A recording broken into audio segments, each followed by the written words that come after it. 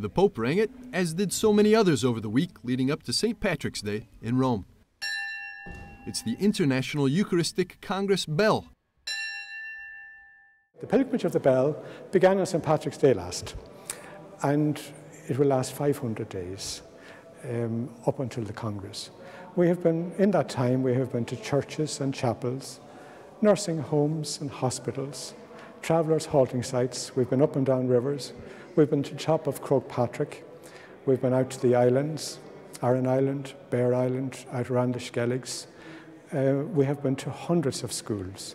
And I have to say that I have been heartened by the response of local faith communities up and down the country, north, south, east and west. It's been marvellous to see.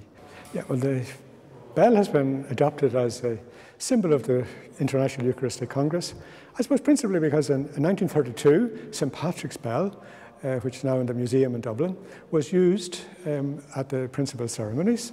And also, I suppose St. Patrick used the bell as he travelled around the country over 1,500 years ago, and he left a bell in each Christian community that he founded.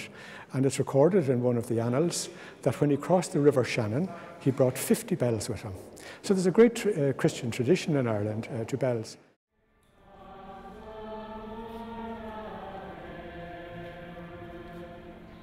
A 250,000 people, including these pilgrims gathered at the Irish Franciscan College in Rome, have given it a ring for renewal.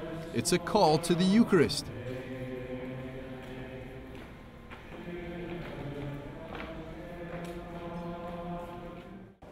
Our invitation to people is to recognise that Christ gathers us.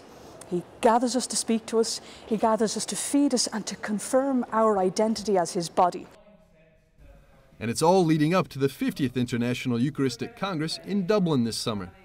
There were prayers here at Mass that the week-long meeting bring much-needed hope to the Catholic Church in Ireland. Well, I think the Congress is an important milestone in the process of renewal. That's the way I would put it. No single event is going to bring about renewal. But I think of an event that goes back over 1,000 years when St. Francis of Assisi heard the voice telling him to rebuild my church in Assisi. And originally he set about rebuilding the church physically, but very quickly realised that what was called for was a whole process of renewal of faith, the rebuilding of communion with Christ and with one another. And I think very much in the same mould, the Congress is not about specifically the renewal of structures, but about the repositioning of people's hearts.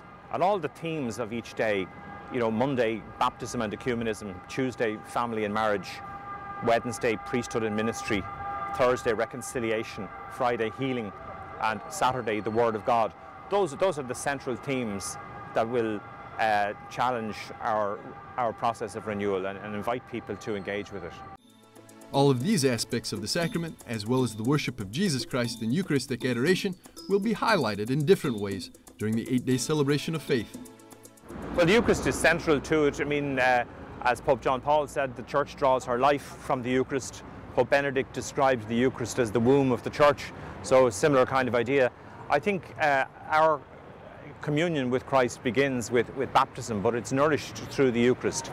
And by the Eucharist we mean both the sacrament stroke sacrifice of the Eucharist, but also all the other elements of it. The fact that Christ gathers us and forms us into a community around the altar, the fact that he speaks his word to us, and that he nourishes us with his body and blood.